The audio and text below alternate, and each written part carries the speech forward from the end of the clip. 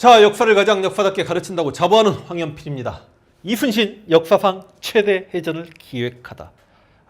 또 무슨 국뽕이고 그렇게 오버하시는지요. 역사상 최대 해전, 지금 혹시 노량해전을 이야기하려는 거 아닌지요. 저는 그렇게 생각합니다. 얼마나 많은 함대 톤수로 계산하면 당연히 현대 해전들이 1차 세계대전이나 2차 세계대전 더 큰 해전이 있었겠죠. 그런데 여러분 그리스 페르시아 전쟁했던 살라미스 해전도 솔직히 말로 기원전이고 얼마나 많은 사상자가 나왔냐, 얼마나 많은 함대가 참전했냐라고 할 때 어찌 되었든지 간에 좋아요. 기원 이후부터 1차 세계대전 이전까지는 저는 세계 최대 해전이 앞으로 이제 전개해 나갈 노량해전이라고 생각하고 진짜 이거 엄청난 해전입니다. 근데 그 엄청난 해전은 이순신에 의해 만들어진 해전이기 때문에 저는 그렇게 표현을 합니다. 여러분, 우리 역사상 3대 대첩이다라고 이야기하면 을지문덕의 살수, 강감찬의 기주, 이순신의 한산도 대첩입니다. 임진왜란 3대 대첩을 이야기하라 그러면 이순신의 한산도 대첩과 권율의 행주대첩, 김시민 장군의 진주성 대첩. 물론 저는 개인적으로 황진의 웅치, 이치 대첩이 임진왜란 1대 대첩이라고 진심 그렇게 생각을 합니다. 그런데 이순신 개인의 3대 대첩을 이야기하라. 그럼 뭐겠습니까? 한산도 대첩, 명량해전, 그리고 노량해전. 그런데요, 한산도 대첩하고 명량해전은 분명히 임진왜란 전쟁사를 바꾸는 해전입니다. 한산도에서 이순신이 승리하면서 삼도 제해권을 조선이 확보하게 됐고, 명량에서 이순신이 다시 그 12척 혹은 13척의 판옥선으로 133척을 두드러 깜으로 인해서 7,000량에서 대피한 이후에 다시 한번 조선이 제해권을 장악하면서, 그렇다고 일본 수군을 완전히 압도할 정도까지는 아닙니다만 일본 수군이 서해로 돌아나가는 걸 다시 이순신이 막게 되면서 전쟁 양상을 바꿨죠. 그런데 이제 앞으로 전개하게 될 노량해전은 분명히 전쟁의 양상을 바꾼 게 아닙니다. 도요토미 히데요시가 죽고 일본 본국으로 돌아가려는 특히 고니시 등등을 이순신이 못 돌아가게 막았던 전투이기 때문에 실제로 이 해전이 일어나지 않더라도 전쟁은 끝납니다. 그런데 전투 규모로만 보자면 진짜 오바가 아니라 한산도 대첩과 명량해전은 합친 것보다 더 큰 전투입니다. 이순신 장군이 지금까지 일본의 외선을 격침시킨 걸 거의 다 합쳐야 노량해전 수준입니다. 그런데 하필 이순신 장군은 전투에 승리할 때마다 저는 정말 객관적으로 쓰셨다라고 자부합니다. 왜냐하면 장군들의 잘잘못을 낱낱이 기록하고요. 이름 없는 진짜 노비 출신 병졸도 공을 세우면 그 공을 기록했던 게 이순신 장군이었기 때문에 지금까지 전투는 이순신 장개가 완벽하게 객관적으로 다 모든 자료를 제시했습니다만 그 엄청난 해전, 대첩이었던 노량대첩의 주인공이었던 이순신 장군이 전투 중에 전사함으로 인해 그 기록이 남아있지 않습니다. 물론 다른 여러 역사적 자료에서 역시 노량해전은 굉장히 큰 승리였음을 확인할 수는 있습니다. 그래서 어떻게 이순신 장군이 역사상 최대 해전이었던 노량해전을 기획하게 됐는가, 제가 오늘 그 이야기를 먼저 하는데, 일단 여러분 보시면 도요토미 히데요시가 죽고 조선에 출정와 있었던 일본군들을 본국으로 송환하라는 명령이 떨어졌죠. 도요토미 히데요시가 죽었다는 소식에 자신감을 가진 조명연합군이 13만 대군으로 일본에 있는 주요 외성들을 공격했습니다만 힘을 모아가지고 외성 하나를 격파시키고 그 다음 격파시켰으면 진짜 고니시건 시마즈건 조선 땅에 묻혔을 수도 있습니다만 이 13만 병력을 네 길로 나눠서 공격했던 사로 병진책 때문에 결과적으로 성공하지 못했습니다. 울산해성에서 가토가 울산해성을 지켰고 사천에서는 시마즈가 지켰고 순천에서는 누가 고니씨가 지켰습니다. 항상 빨간색으로 썼어요. 일본군은 고니씨. 안 보이드 돌이 없습니다. 그리고 여기 유정이 있었습니다. 진린이 있었습니다. 수군 제독이죠. 그리고 이순신이 있었습니다. 여러분, 솔직히 순천 외교성 전투는 유정이 싸울 의지를 보이지 않아서 순천 외교성을 점령하지 못한 건 팩트고 사실입니다. 혹자가 또 댓글로 이순신도 순천 외교성 전투에서 패배했네. 아 참 답답하네. 이순신은 수군입니다. 수군의 역할은 무엇이냐? 바로 이쪽에 순천 외교성에 300여 척의 외선이 있으니 그 외선이 바다로 출정하지 못하게 막으면서 압박감을 주면 되는 거 아닙니까? 어차피 성을 타고 넘는 건 육군이어야 되잖아요. 그런데 이순신과 진린이 순천 외교성을 공격하는 과정에서 장도에서 일본 외선 30척을 격침시키고 11척을 납포했다니까요. 군량미를 다 불태웠다니까요. 그럼 현재 지금 이순신의 함대는 화살표 이게 제가 지난 시간에 잘못됐다라고 이야기했죠. 원래 이렇게 돌아가야 된다라고 했죠. 이순신의 함대는 여전히 이쪽에 이렇게 있으면서 순천 외교성에서 혹시나 권희씨가 배 타고 일본으로 돌아가는 걸 지금 막고 있는 상태죠. 자, 그럼 보십시다. 여기 울산 외성이 있습니다만 여기 실제로 임진왜란 때 일본의 전진 기지는 부산이고 거의 대부분의 왜군들은 울산이나 부산에서 바로 이렇게 배 타고 건너가면 후시마성을 만나고 일본 본국으로 돌아갈 수 있겠습니다만 여기 사천에 있는 시마지 같은 경우도 여기 이렇게 가가지고 그냥 도망가면 되잖아요. 근데 문제는 가장 부산로부터 멀리 떨어져 있었던 일본군의 외성이 순천에 있는 외교성이었고 그 장수가 권희씨입니다. 그런데 권희씨는 임진왜란 때 일선발이었잖아요. 이 새끼가 부산에서, 동래성에서, 상주에서, 그리고 탕금대에서, 그리고 서울을 가장 먼저 점령했던 새끼니까 임진왜란 때 왜군 장수 중에 상징적인 인물 아니야. 이 새끼는 우리 입장에 꼭 잡아야 되지 않겠습니까? 이놈 입장에서도 지금 상당히 꼬였죠. 권희씨도 지금 굉장히 계산을 돌려봅니다.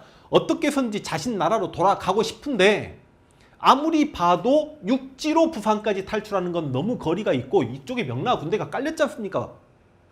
아, 조명연합군 거의 10만 병력이 이 남쪽에 지금 가까이 내려와 있는데 바다로 가자니 진린과 이순신이 틀어막고 있기 때문에 고민이다. 그런데 내가 바다로 만약에 함대를 몰고 진린과 이순신의 함대를 뚫고 본국까지 간다고 하더라도 상당한 타격을 입을 것이다. 그런데 현재 지금 일본 상황을 보면 자신의 주군이었던 도요토미 히데요시는 죽었고 새롭게 자신의 주군이 될 도요토미 히데요시 아들 도요토미 히데요리가 있는데 이 새끼 나이가 10살밖에 안 돼. 꼬맹이야.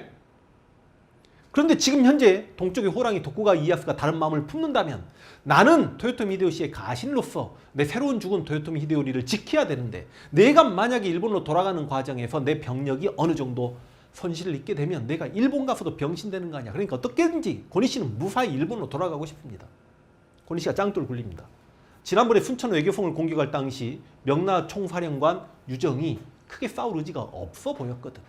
이거 유정이 우리 입장에서 정말 비판하고 싶지만 명나라 장수 입장에서 단나라 전투니 얼마나 열심히 싸우고 싶었겠습니까? 막말로 이 명나라 장수들의 목적은 조선 땅에 들어와서 일본을 조선로부터 몰아내면 그 목적을 완수한 거잖아요. 권희씨가 유정에게 사람을 보냅니다. 장군, 나 좀 순천 외성에서 우리 본국으로 돌아갈 때 내 테러를 막거나 뒤에서 공격하지 마시오. 그러니까 유정이 권희씨에게 그럼 넌 나에게 뭘 해줄 수 있는데? 순천 외성을 장군에게 고이 내어드리리다. 순천 이 외교성에 군량미를 남겨놓고 일본의 여러 무기를 남겨놓을 테니 이걸 전리품으로 취하세요. 그러니까 유정 입장에서 땡큐지. 아니 명나라 군대 몰고 와서 수백 수천 명이 죽어가면서도 공성전에서 승리하지 못해서 빼앗지 못한 순천 외교성을 그 성주였던 권희씨가 자기에게 그대로 내어준다는데 너무 고맙지. 아, 땡큐 합니다. 대신 권희씨가 유정에게 대신 장군도 내가 믿을 만한 뭔가를 좀 해주기 바랍니다. 그러니까 유정이 명나라 군인 40명을 인질로 보냅니다. 됐어. 유정이 권희씨 일본으로 돌아갔는데 도움을 주겠대. 그러니까 권희씨는 너무 신나가지고요. 1598년 10월 9일 날 술을 먹습니다. 그리고 부하들까지 다 술을 먹입니다. 우리 내일은 이 순천 외교성을 떠나서 내일 부산으로 간다.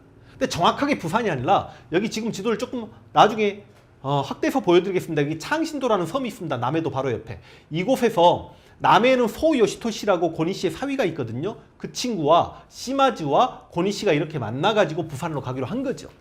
근데 10월 10일 날 아침에 아니 순천 외교성 앞에 조명연합군 수군이 배를 가득 띄워놓고 있네. 권희씨 뒷목 잡죠. 뭐야 이거 유정 약속하고 틀리잖아. 사람 보내는데 그냥 보내는 것도 아니고요. 당시 인질로 잡혀놨던 명나라 군인들 일부 대표의 손을 잘라서 보냅니다. 약속이 다르지 않습니까?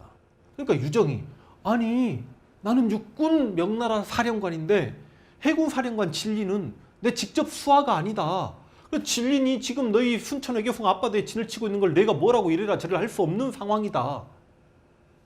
더군다나 지금 진린하고 내가 사이가 안 좋다. 권희 씨도 정보망을 돌려보니까 실제로 진린이 여러분 순천 외교성 전투할 때 자신은 죽을 뻔했는데 이 육군 유정은 공격하는 척 마는 척 하니까 열받아가지고 진린이 유정 진영까지 가가지고 유정의 장군기 숫자기 찢어버린 이야기 제가 말씀드렸죠. 아 진짜 사이가 안 좋구나. 그럼 좋다.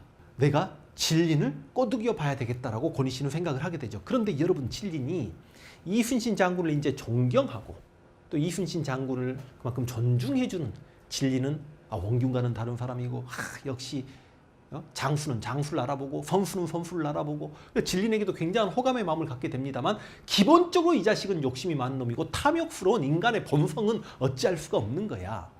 실제로 권희 씨가 진린에게 사랑을 보내니까 진린이 뭘 요구하냐? 야 순천의 성을 유정에게 준다고? 나에게 줘.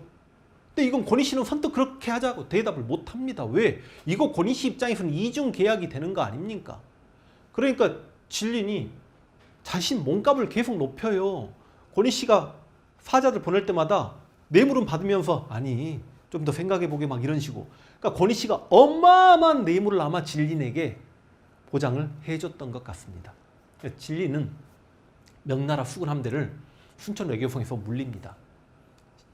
한 5일 지났습니다. 1598년 11월 15일 정도가 됐는데 아니 순천 외교성에서 몇 척의 함대가 이렇게 쭉 나가봅니다. 진짜 명나라 수군이 없네. 그런데 웬걸 이순신은 여전히 여길 막아놓고 있죠. 그래서 이쪽으로 빠져나갔던 외선 10여 척이 그대로 이순신 함대에게 몰살을 당합니다. 그 사료 한번 보실까요? 자, 난중잡록 조경남의 기록이죠. 행장은 소수 행장 권희 씨입니다. 행장이 또 선봉으로 배수척을 발송하는 것을 이순신이 공격하여 죽였다. 행장이 진린에게 통하여 말하기를 강화를 약속한 뒤에도 어찌하여 싸우는 것이요. 아니 진린이 말하는 거 보세요. 내가 알 바 아니요. 뇌물은 뇌물대로 쳐 받아놓고 내가 알 바 아니요. 이것은 본국 조선의 통제사 이순신 장군이 한 것이요. 하자 행장은 걱정하여 사천의 시마즈와 남해 있는 자신의 사위 소요시토 씨에게 통하여 구원을 청하였다. 근데 실제로 진린도 분명히 뇌물에 대한 약발이 어느 정도 먹혀 들어가긴 한 게 한 척의 배를 몰래 명나라 군대가 잡지 않는 걸 전제로 하고 빠져나가서 구원을 요구하는 배 한 척을 보냅니다만 이게 또 이순신 레이더망에 걸려드네. 그래서 여러분 여기 지도를 한번 보시면 여기가 지금 사천 외성이에요. 그럼 이순신 함대는 지금 여기에 빵빵빵빵빵 이렇게 진을 치고 있는 거야. 근데 한 대가 명나라 수군은 모른 척하니까 몰래 이렇게 빠져나간 거야. 그러니까 조선 수군이 이걸 미친 듯이 쫓아요. 조선 수군은 쫓습니다. 왜냐면 이 한 대가 빠져나가가지고 시마지에게 도움을 청하거나 그러면 안 되잖아. 근데 얘가 어디까지 갔냐면 한산도로 가가지고 배를 버리고 섬으로 올라가 버립니다. 이 한산도까지 실제로 쫓아갑니다. 우리 조선 수군이. 그러니까 당시 제해권이 어느 정도 이쪽에 회복돼 있다는 걸 우리가 알 수 있지요. 한산도에서 그 배를 납포해가지고 오는데 그 배는 오히려 명나라가 또 전리품으로 빼앗아가 버립니다. 근데 이때 한산도에는 분명히 일본군이 어느 정도 있었기 때문에 이 한산도까지 상륙해가지고 그 배 탔던 모든 일본군을 잡아 죽이기는 어려웠죠. 근데 이들이 내가 생각할 때 이쪽으로 가가지고 사천에 있는 시마지에게 도움을 요청하는 서신, 권희 씨의 서신을 알렸던 것 같습니다. 여기 시마즈가 있고 여기 소요시토 씨가 남해에 있습니다. 이 창신도에 모여가지고 함께 가기로 했습니다만 권희 씨가 지금 이순신 때문에 못 빠져나오고 있는 상태죠. 그래서 시마즈가 고민합니다. 여기서 그냥 이 권희 씨 내버려 두고 너 죽으라고 일본으로 돌아갈 수는 없는 거잖아. 그런데다가 권희 씨는 토요토미 히데요시가 정말 믿었던 가신이잖아. 여기 남해에 있는 소요시토 씨 입장에서는 자기 장인어른이니까 구해야 될 거 아니야. 그래서 시마즈와 소요시토 씨와 거제도 책임자였던 다치나바란 친구가 있었고 여기 부산에서까지 다카시란 놈이 군대를 몰고 옵니다. 배를 몰고 와가지고 창신도에 이렇게 집결을 합니다. 권희 씨를 탈출시키자는 거지. 그래서 무려 함대가 500척이 집결합니다. 그리고 실제로 이쪽에는 벌써 몇 척이 있어? 권희 씨 함대는 300여 척의 함대가 있는 거죠. 그러니까 이순신과 진린의 함대가 800척의 외선에 잘못하면 에워싸일 수 있는데 권희 씨가 시마지에게 보낸 내용은 뭐냐면 시마지 네가 노량해협을 뚫고 이쪽으로 공격해오면 나도 이렇게 공격하면서 우리가 이순신의 함대를 둘러쌀 수 있으니 우리가 승리할 수 있다.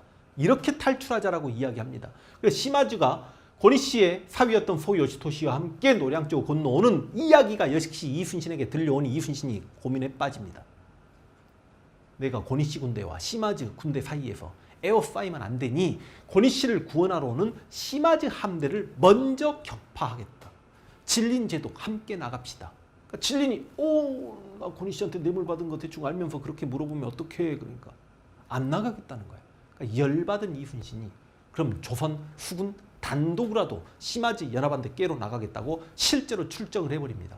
여기서 진린이 아무리 인성 개차반이라고 하더라도 이순신에게 지금까지 얻어먹은 게 너무 많잖아. 처음 고금도 들어오자마자 이순신이 잔치 베풀어서 그 명나라 군인들까지 정말 다 대접해주고 먹여줬고 실제로 이순신 장군이 저리도 회전해서 그렇게 큰 승리하고 전리품을 전부 다 진린에게 몰아줬고 그리고 순천 외교성 전투에서도 진린이 뻘에 배가 갇혀가지고 죽기 일보 직전에 조선 수군 보내가지고 자신을 살려준 어찌 보면 목숨의 은인인데 인제 와가지고 나는 몰라라 할 수도 없는 거고 혼자 나가가지고 또 이순신이 공을 세우면 안 되니 진린이 울면서 겨자먹기 하듯이 이순신의 함대와 이렇게 노량 쪽으로 가게 되니 바로 이 노량 바다에서 실제로 해전사에서는 삼국의 에이스들이 다 모인 거라고 생각하시면 됩니다. 지난 시간에도 말씀드렸듯이 시마즈 부대는 일본에서 가장 용맹한 병사들이고 당시 진린의 명나수군 역시 요동기병보다 훨씬 더 전투 수행의 능력이 뛰어났던 절강성의 병력이고 조선 함대야 이순신 함대인데 더 이상 무슨 말이 필요합니까? 이 세 나라 에이스들이 어떻게 노량에서 싸워가는지 역시 노량해전을 들여다보면 에이스 오브 에이스는 단연 또 이순신이죠. 그 노량해전은 다음 시간에. 자, 역사를 가장 역사답게 가르친다고 자부하는 황현필입니다. 지난번 영상에서 어떻게 그렇게 잔혹하게 영상을 끊을 수 있냐라는 댓글들이 많으셨습니다만 제 입장에서 말씀드리자면 만약에 노량해전을 통합해가지고 30분이 넘어가는 영상을 제가 촬영했습니다. 물론 제 영상은 많은 구독자님들께서 러닝타임이 길더라도 끝까지 봐주십니다. 그래서 30분 영상을 촬영해도 평균 시청시간이 20분을 넘습니다. 이거 과연 대한민국 유튜브 중에 그렇게 평균 시청시간이 4분의 3을 넘어가는 영상은 아마 제 영상밖에 없을 것 같은데 일단 그 점은 굉장히 고맙습니다만 그래도 모든 분이 다 시청하진 않는다는 이야기죠. 중간에 잠깐 끊어버리는 분들도 많다는 이야기죠. 그런데 30분이 넘어가는 영상을 촬영했을 때 실제 노량해전은 거의 20분부터 시작을 해버린다면 이건 문제 있지 않냐. 그리고 실제로 노량해전 관련해서 유튜브에서 저처럼 이렇게 인물을 들이내고 나와서 지도를 보여주며 설명하는 영상은 거의 찾아보기 힘들기 때문에 이렇게 노량해전이 전개되었다. 진짜 엄청난 해전이었다. 이 말씀은 제 입장에서 꼭 드리고 싶었기 때문에 이렇게 끊었다는 거. 그래서 이렇게 새롭게 시작한다는 말씀을 다시 한번 드리면서 자 이제 지도와 함께 전투 상황을 설명하겠습니다만 지금까지 임진왜란사 전개할 때 일본군은 빨간색이었고 우리 조선군이 대비되는 파란색이었습니다. 노란색은 명나라 수군으로 이렇게 그릴 수 있도록 하고 가볼 수 있도록 하겠습니다. 일본군 빨간색 여러분 순천외성이 여기입니다. 그럼 고니씨는 지금 현재 여기 있는 셈입니다. 여러분 다시 한번 이야기하지만 임진왜란이 발발하자마자 일선발로 참전했던 고니씨가 부산성, 동래성 그리고 상주전투, 충주에서 신립 탕금대전투 그리고 가장 먼저 한양을 점령했던 새끼 그리고 평양까지 올라가서 선조를 뒤쫓았던 새끼 그러니까 토요토미 히데요시가 죽고 다 본국으로 돌아가려고 합니다만 조선 조정 입장에서는 진짜 여러분 나라가 능력이 되고 국력이 되면 우리 판옥선에 조선 장병들 잔뜩 실어가지고 열도 침공이라도 해서 임진년에 당했던 이 치욕과 얼마나 많은 이 강산이 발로 밟히고 얼마나 많은 백성들이 이들 때문에 죽었고 힘들어졌습니까? 이건 말로 못하죠. 이 원한을 어떻게 갚습니까? 그래서 조선 조정 입장에서도 일본을 침략이라도 못하겠으면 돌아가는 적이라도 섬멸하거라. 그런데 부산에 울산에 있는 이런 왜군들은 잡기 힘들면 가장 부산으로부터 멀리 떨어져 있는 상징적인 고니씨는 꼭 잡아야 되는 거 아니냐. 이건 이순신도 생각을 같이 합니다. 그러니까 고니씨는 자신이 병력 손실을 당하지 않고 일본으로 돌아가고 싶고 그래서 유정과 진린 등 명나라 장군들에게 뇌물을 먹였습니다만 이순신에게는 그게 통하지 않았죠. 그러니까 이순신 장군이 여기 광양 앞바다를 이렇게 지키고 있는 겁니다. 그리고 여기까지 이렇게 조선 수군들이 있겠죠. 그러니까 고니씨 입장에서 안절부절 못하다가 사천에 있는 시마즈에게, 시마즈입니다. 그리고 남해에는 고니시의 사위였던 소요시토시, 소하고 쓰겠습니다. 이 남해구에 소요시토시가 있었고, 그 다음에 거제도, 그러니까 이 둘에게 도와달라고 이야기해요. 그러니까 시마즈가 고니시를 도와야 되겠다라고 생각하고 거제도에 있는 다치나바에게까지 연락을 했고, 그 다음에 부산에 있는 다카시에게까지 연락을 한 거야. 다카시에게까지. 얘네들이 전부 다 여기 창신도라는 섬에 모인 거예요. 원래는 고니시도 창신도로 와가지고 여기서 부산 가서 이렇게 일본까지 건너가려고 했습니다만, 오히려 이들이 고니시를 구하기 위해 이렇게 달려와 주는 겁니다. 와, 그래서 여기 모인 함대가 몇 척이었다고요? 500여 척이 모였습니다. 병력이 1만 2천 병력이라고 하는데 500척인데, 분명히 기록은 500척인데 1만 2천 명? 격군이 조금 빠진 숫자 같습니다. 저는 거의 2만에 육박했다라고 생각을 합니다. 그리고 고니시 1만 5천 병력을 실어 나가기 위해서 원래 이쪽에 일본의 함대 300척이 있습니다. 고니시 병력은 1만 5천입니다. 그러면 합치면 몇 척이죠? 800척이죠. 근데 조선의 이순신의 함대는 80척의 판옥선이 있습니다. 근데 솔직히 협선까지 하면 내가 생각할 때 조선의 함대도 거의 200척에 육박했다라고 생각을 합니다. 그리고 이 당시 명나라 수군제독 진린이 이끄는 명나라 수군이 병력이 많이 살짝 넘게 나와요. 기록에 15,000까지 나오는 기록도 있습니다. 기록이 다 다양하기 때문에. 그러면 내가 생각할 때 당시 명나라 수군 함대 역시 한 200에서 300척 가까이 됐다라고 생각을 합니다. 200에서 300. 우리도 작은 함대까지 합치면 약 200척은 됐다라고 생각합니다. 대충 여러분 이 좁은 노량 앞바다에서 많게는 1000척, 근데 고니시 300척은요 양아치 짓거리 하거든. 이 새끼 나 도와줘 해놓고 자기는 나중에 몰래 도망갑니다. 그러니까 여기 500척과 명나라와 조선 수군연합군 대략 500척 대 500척이 싸운 해전, 1000척이 싸웠던 해전이 바로 노량해전이고, 노량 위치가 어디입니까? 바로 이곳이 노량입니다. 그러니까 시마즈를 중심으로 500척의 함대가 모여가지고 노량을 통과해가지고 여기를 지키고 있는 이순신을 공격하면, 고니시가 뒤쪽에서 공격을 해버리면 거의 여러분 800여 척의 왜군 함대가 이순신의 함대를 에워싸게 되면 충분히 우리가 이순신의 함대를 물리치고 일본으로 돌아갈 수 있다는 계산을 한 거죠. 이순신도 분명히 여기저기 세작 돌렸고 탐망꾼들에 의해서 이 일본의 시마즈 함대가 고니시를 구원하기 위해 온다는 소식을 미리 전해 들었고, 이순신은 무슨 결론을 내렸다? 에워싸이기 전에 구원하러 오는 시마즈 연합 함대를 먼저 깨부시자라고 생각을 했고, 진린에게 함께 출동하자라고 했습니다만 진린이 머뭇거리고 안 가려고 하니 열받은 이순신이 단독 출정해버리니까 뻘쭘한 진린이 따라갔다는 말씀까지 지난 시간에 드렸죠. 노량을 확대해서 볼 수 있도록 하겠습니다. 이것 가지고도 안 되겠죠. 지금 굉장히 많은 간척지가 있어서 더 확대해 버리겠습니다. 이것도 안 돼요. 더 확대하겠습니다. 이리 가겠습니다. 왜 이렇게 노량을 위쪽에 그렸는지는 나중에 좀 이해하시게 될 겁니다. 여러분 시마즈, 소요시토시, 다카시 해가지고 500여 척의 함대가 노량을 들어오는데, 이 들어왔던 시간이 언제냐면 1598년 11월 19일 새벽 2시였습니다. 여러분 새벽 2시. 그러니까 얘네들도 고니시를 구해서 돌아가려면 새벽에 가야, 그래도 새벽에 이순신의 함대가 얼마나 있을까 이런 생각을 했던 거지. 그런데 이순신은 그 새벽에 이곳을 지키고 있었어요.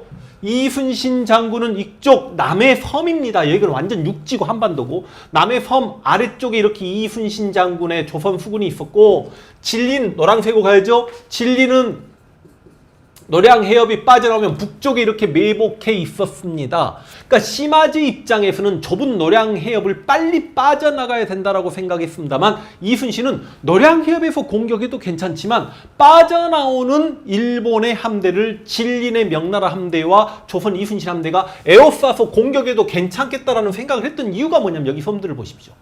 섬들이 이렇게 많습니다. 섬들이 많기 때문에 실제로 여기도 그렇게 넓은 바다가 아니지요. 일본군도 입장에서 싹 딱 에워싸이기 좋죠. 기록이 다양합니다만 다른 어떤 기록에 입각하면 이순신이 몇 척의 판옥선을 보내가지고 실은 노량에서 시마즈 함대를 타격하고 돌아오라는 명령을 내립니다. 시마즈가 이렇게 들어왔는데 노량에서 판옥선을 만나니까 얼마나 놀랐겠습니까? 그래서 실제로 판옥선에서 한포가 불을 품었고 시마즈 함대 몇 척이 격침이 됩니다만 시마즈, 사스번, 제일 일본에서 용맹한 아이들이라니까요. 그리고 시마즈가 실제로 원균 7,000량에서 함대를 조선의 함대를 작살낸 친구이기도 하다니까. 그래서 일본에서는 어떻게 오바를 떠냐면 야 조선의 수군 통제사 원균과 이순신을 시마즈가 다 죽였다. 이 미친 새끼들아. 시마즈가 어떻게 털렸는지 그 이야기를 지금 내가 하려고 하는 거야. 왜 이렇게 역사를 왜곡하는지 모르겠습니다. 지금도 일본 규슈의 가고시마에 가면 그 시마즈가 점령했던 그 지역 가고시마 쪽에 남편들이 얼마나 노량의 제에서 많이 죽었으면 돌아오질 않으니까 그 남편을 위해 제사 지내고 그런 풍습이 있어요. 그래서 여기서 빵빵빵 쏘는데 시마즈도 보통 놈이 아니야. 그래서 원균을 7,000량에서 깰 때처럼 실제로 일본 함대가 자랑하는 건 속도 말고는 없습니다. 새끼분에 진짜 빨라요. 미친 속도로 이 판옥선에게 달라붙습니다. 그러니까 이 판옥선들이 뒤로 쭉 빠집니다. 숫자적으로 너무 밀리니까 빠져나가고 있는데 그럼 지울게요.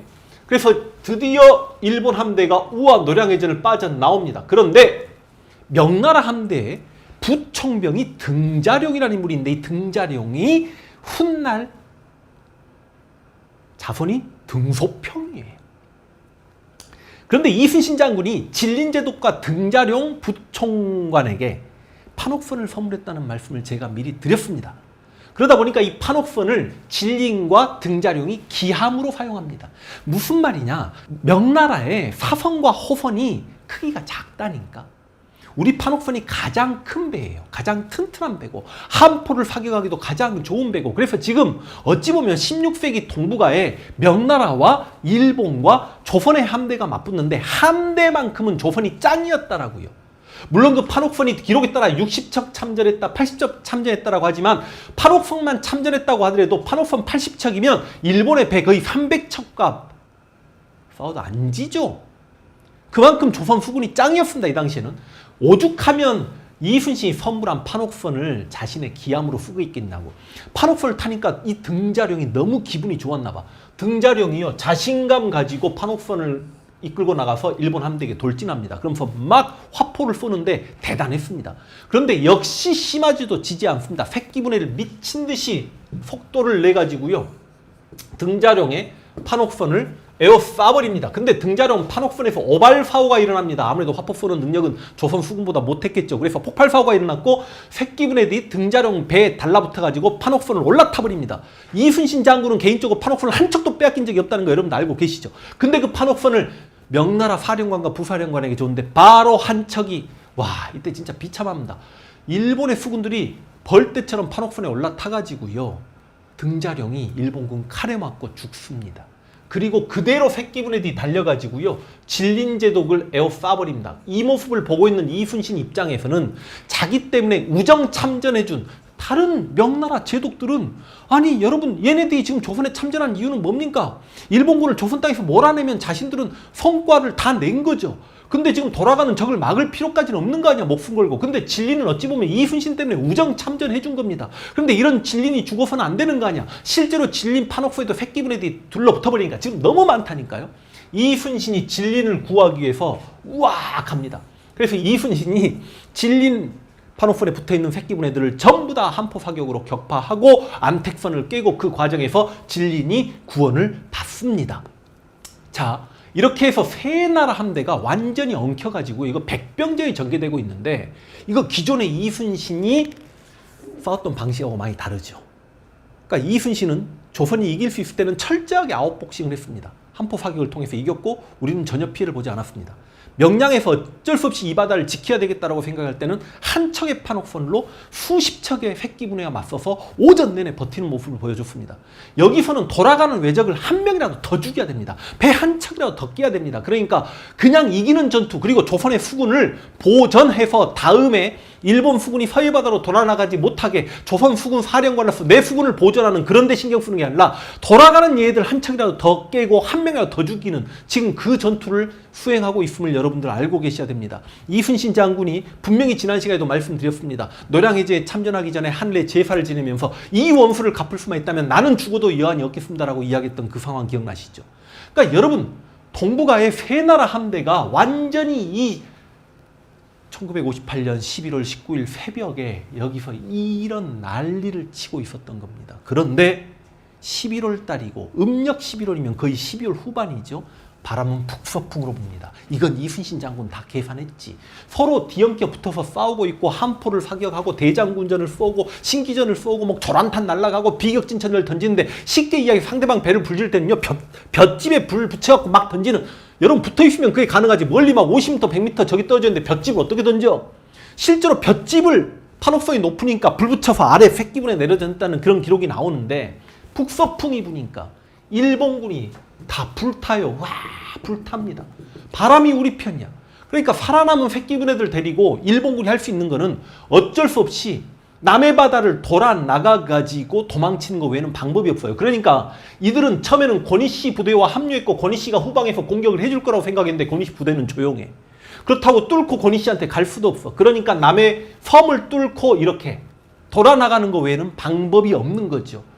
그래서 원래 지금 이 왜군들은 둘이 붙어보니까 확실히 조선의 수군이 더 강해. 그래서 명나라 수군이 약했기 때문에 명나라 쪽으로 붙은 거예요. 아, 전쟁하다 보면 상식이 적의 약한 부분을 공격하는 건 당연한 거 아닙니까? 근데 이순신이 이쪽까지 와서 이렇게 막아주니 얘들 살기 위해서 남의 섬을 돌아나가기 이렇게 옵니다. 물론 이쪽에서 이순신의 함대가 있었겠죠. 이걸 뚫고 계속 돌아나갑니다. 돌아나가는데 여러분, 새벽 2시에 시작한 전투가 새벽 5시, 6시가 됐지만 아직 날이 트지 않았어. 이들은 빨리 남의 섬을 돌아 나가고 싶어. 근데 여러분, 이쪽 포구가 관음포예요. 관음포에 지금 간척돼가지고 이렇지 실제로는 바다가 여기까지 이렇게 뚫려 있었다고. 여러분, 그 어두움을 헤치고 지금 도망가는 일본군 입장에서 이게 바다로 보인 겁니다. 남의 섬을 돌아 나간다고 생각했다고. 그런데 완전히 갇힌 거지. 그러다 보니까 실제로 이게 폭우로 잘못 들어왔구나, 갇혀버렸구나라고 생각했던 일본 수군들은 살아남기 위해서 남해 섬으로 육지로 탈출한 친구들인데, 이 친구들은요 나중에 이 남해 섬에서 조선 군인들, 명나라 군인들 들어와서 완전히 처참하게 죽음을 당합니다. 그런데 갇혔다라고 생각했다가 일부 수군은 야, 지금은 남의 섬에 갇혀봐야 우리를 구해주러 올 일본군도 없으니 무조건 뚫고 돌아나가야 된다라고 돌아나가는 수군도 있었겠지요.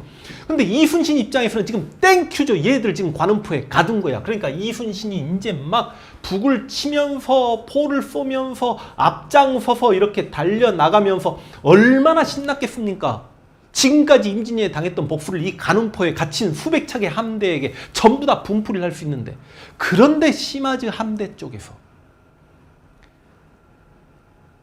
대장성 기암이 쫓아나오니 그 기암을 향해서 조총이 여러 발 발사된 것 같습니다. 이순신 장군이 그 조총에 총을 맞았습니다. 쓰러지시니까 방패에게 기대게 했다라고 합니다. 그리고 이순신 장군이 총탄에 맞았다는 걸 보면 안 되기 때문에 방패로 이순신 장군을 다 가립니다. 항상 이순신 장군 옆에는 좌정운, 우휘립. 정운 장군은 부산포회전에서 전사하셨죠. 송일입 장군이 항상 옆에 계셨습니다만 실은 송일입 장군도 먼저 총탄에 맞고 쓰러지셨습니다. 기절하셨습니다. 이순신이 송일입 장군 쓰러지는 거 보고 슬퍼하면서도 북을 치면서 전진을 하고 있었는데 이순신 장군이 쓰러졌더니, 일반적으로 송일입 장군이 이순신 장군을 부축했을 거라고 하는데 송일입 장군은 벌써 기절해 있는 거고 그만큼 전투가 치열했다는 거죠. 이순신의 아들 이회와 조카 이완이 이순신을 부축합니다. 이순신 장군의 마지막 멘트 다 아시죠? 내 죽음을 알리지 말라. 앞에 전제 조건이 뭡니까? 싸움이 급하니 내가 죽었음을 알리지 말라. 보통 술자리에서 말씀하실 때 보면 내 죽음을 적에게 알리지 말라. 아니에요. 적에게란 단어는 빼십시오. 아니, 어떤 전투에서 적의 총사령관이 죽었는데 그 죽음을 또 다른 적에게 알리는 경우가 어디 있답니까? 내 부하들이 내가 죽었으면 상심해서 저 한 척의 외선이라도 격침하지 못하고 한 놈이라도 죽이는데 지장을 줄까봐 내 죽음을 감추란 이야기죠. 조카 이완이 북을 치고 싸움을 독려하고 돌아가면서 아들 이회가 아버지 죽음을 슬퍼할 새도 없이 북을 치면서 싸움을 독려해서 외선, 500여 척 중에 50척 살아 돌아갔던 게 바로 노량해전입니다. 50척 살아 돌아갑니다. 물론 살아 돌아가면서 소 요시토시 등은 남해도의 저 아래 섬에서 이쪽에서 살려달라는 일본 수군들 태워서 이렇게 도망갔다라고 이야기합니다. 전투가 끝났습니다. 이순신 장군이 타고 있는 기암에서만 이순신 장군이 전사하셨다는 거 알았지. 다른 조선의 배들은 이순신 장군의 전사 소식을 듣지 못하고 있었겠죠. 전투 중에는. 전투는 그 다음날 오후 가서야 끝났거든요. 물론 이순신 장군만 전사한 게 아닙니다. 가리포 첨사 이영남이라든지 이몽구 제독이라든지 많은 분들 전사하고 송일입 나대용 부상당합니다. 전투가 끝나고 나서 진린제독은 가장 먼저 이순신 장군을 찾습니다. 이순신 장군이 자신을 다시 한번 살려줬잖아. 그런데 이순신 장군의 전사 소식을 듣고 진린제독이 땅바닥에서 뒹굴면서 대성통곡을 합니다. 이순신 장군의 전사 소식을 듣고 조선의 모든 수군들이 울부짖습니다. 그런데요, 명나라의 수군들마저 함께 울부짖었다라고 합니다. 그 이야기를 여러 글 중에 징비록을 통해 볼 수 있도록 하겠습니다. 이순신이 명나장수 진린과 함께 바다 어기를 지키다가 쳐들어가자 고니시 유키나가죠. 사천에 머물고 있는 시마즈 요시히로에게 구원을 요청했다. 이때 이순신이 시마즈 요시히로를 공격, 적선 200여 척을 불태우고 수많은 왜적을 죽였으며 도망치는 왜적을 노량까지 뒤쫓았다. 200여 척을 불태우고요, 100여 척은 납포했다는 기록이 나옵니다. 그러니까 하여간 살아서 돌아가는 배는 이래저래 해서 50여 척에 불과했다라는 게 우리 측의 기록입니다. 화살이 빗발치는 속에서도 이순신 직접 나서 싸우다가 날아오는 총알에 맞고 말았다. 총알은 가슴을 관통하고, 징비록에서는 가슴을 관통했다라고 이야기하고, 조경남의 난중잡록에서는 왼쪽 겨드랑이를 통해서 옆구리 쪽으로 총알이 들어갔다라고 이야기합니다. 주위 사람들이 그를 부축해 장막안으로 옮겨놓자 그는 지금 싸움이 급한 상태다. 내가 죽었다는 사실을 알리지 말라 하고는 숨을 거두었습니다.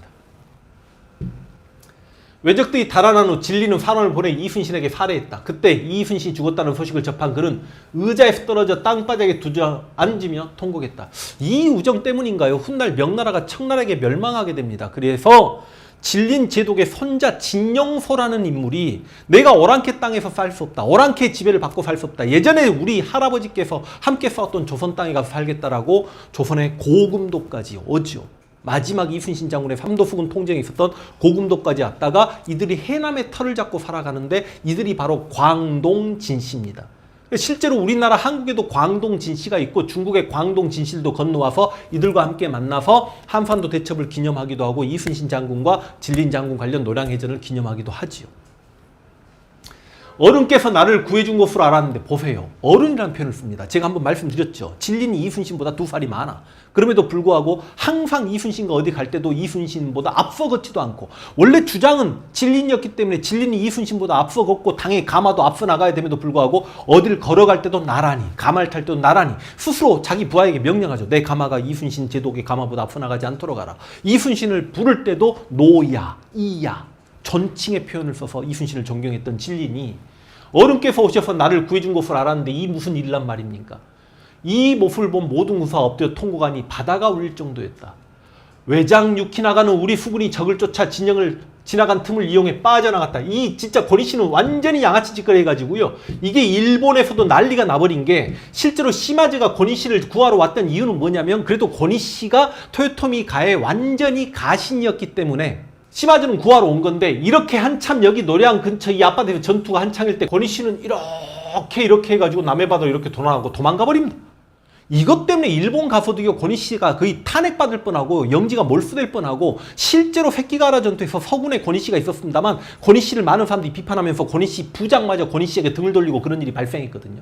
그러니까 혼자 살려고 시마즈는 자기를 구하러 오는데 혼자 이렇게 도망가 버리는 거야. 시마즈 입장에서 멘붕이죠.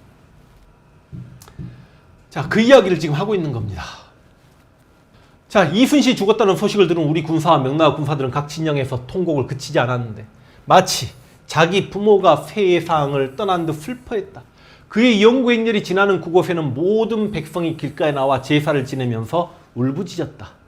공께서 우리를 살려주셨는데 이제 우리를 버리고 어디로 가시나이까? 수많은 백성이 용구를 붙들고 울어 길이 막히고 행렬은 더 이상 나아가지 못할 지경이었다. 나라에서는 의정부 우의정을 추중했다. 그러자 형계, 명나라 병부상서입니다. 조선에 와 있었던 형계가 나서 말했다. 당연히 그를 기리는 사당을 지어 충원을 달래주어야 합니다. 그러나 그 제안은 받아들여지지 않았다. 선조 시발. 이렇게 노량해전에서 자신의 목숨을 바쳐가면서까지 한 명의 왜군이라도 살려보내기 싫어했던 이순신 장군의 마음이 이순신 장군만 그랬겠습니까? 노량해전에 참전했던 조선 수군들 다 가족을 잃는 비극을 경험했던 사람들이었겠죠. 그들의 마음을 100번 이해합니다. 그런데 과연 이순신 장군께서 노량해전에서 진짜로 전사하셨을까요?